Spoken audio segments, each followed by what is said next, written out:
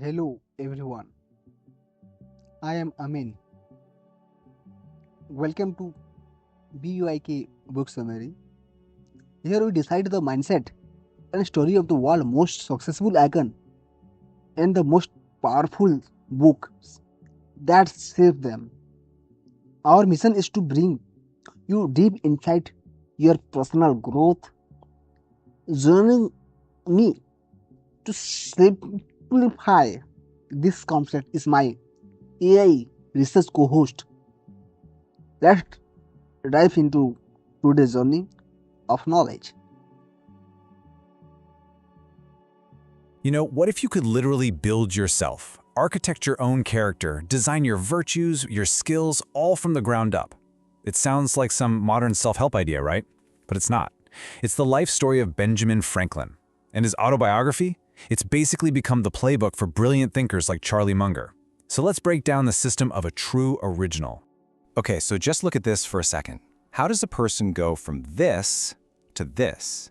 I mean, from being one of 17 kids, the son of a candle maker with just 2 years of school, to becoming a founding father of the United States and a world-famous scientist.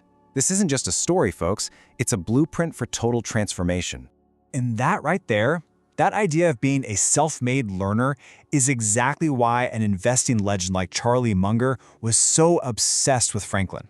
Munger's entire philosophy of building worldly wisdom is really a modern take on the kind of lifelong, deliberate learning that Franklin didn't just do, he perfected it centuries earlier. To really get the man, we gotta go back, way back.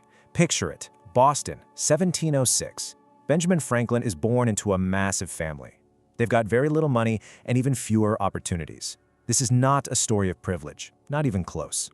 2. That's it. That's the number of years of formal schooling he had. The family's money ran out, and his time in a classroom was over before it ever really got going. Seriously, keep that number 2 in your head, because what we're about to cover makes it seem absolutely impossible. At just 12, he's sent to work as an apprentice for his older brother, James, who's a printer. And this is where he falls in love with words. But he's got ideas, big ideas.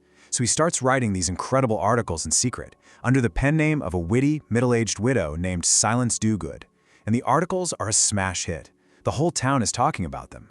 The problem? When his brother finds out the truth, oh, he is beyond furious. So what does a 17-year-old do? Well, Ben bolts. He becomes a fugitive from his own apprenticeship contract. He runs away to Philadelphia with practically no money in his pockets and absolutely no safety net. This one act, this defiant decision, was Franklin grabbing the steering wheel of his own destiny.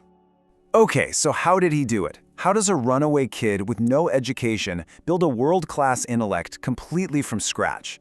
This brings us to the core of his genius. It wasn't raw talent. It was a systematic, repeatable method he used to teach himself everything. He was a true master of what we now call deliberate practice. And this is so crucial. It's not about just reading a lot or watching a lot. It's about systematically, intentionally, and sometimes painfully working to improve a skill with focused, measurable effort. And this is a perfect illustration of his method.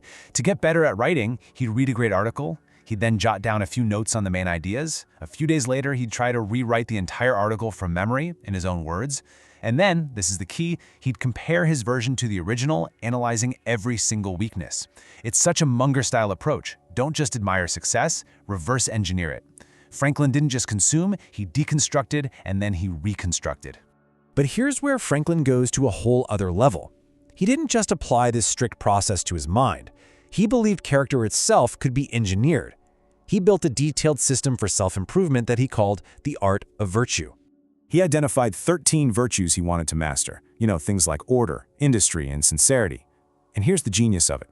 Each week, he would focus on just one.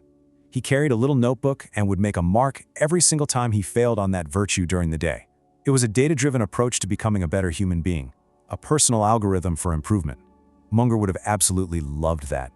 So, did all this intense self-discipline actually work? What did it all produce? Well, the results weren't just personal. They literally shaped a new nation and pushed human knowledge forward. I mean, the results are just staggering. He wasn't just some inventor, creating things like bifocal glasses and the lightning rod. He was a nation builder. He created the very infrastructure of a civil society. America's first public library, that was him. The first fire department? Him too. He even organized the postal system. This wasn't just a hobby. He was systematically improving the world around him. But his greatest accomplishment, well, it might be the most unbelievable of all. How does a boy with only 2 years of school, a runaway apprentice, grow up and play a decisive role in winning a war? Because he did. As America's diplomat in France, he single-handedly persuaded the French to give their financial and military support to the American Revolution. It was a masterclass in persuasion, wit, and intellect, and many historians agree that move right there is what tipped the scales and won the war. All of it accomplished with a mind he forged himself, not in a university, but in a print shop. And this brings us right back to Charlie Munger and why this story is so vital for us right now. Franklin's journey isn't just a history lesson, it's a timeless set of rules for living. What Munger admired so deeply was Franklin's relentless curiosity.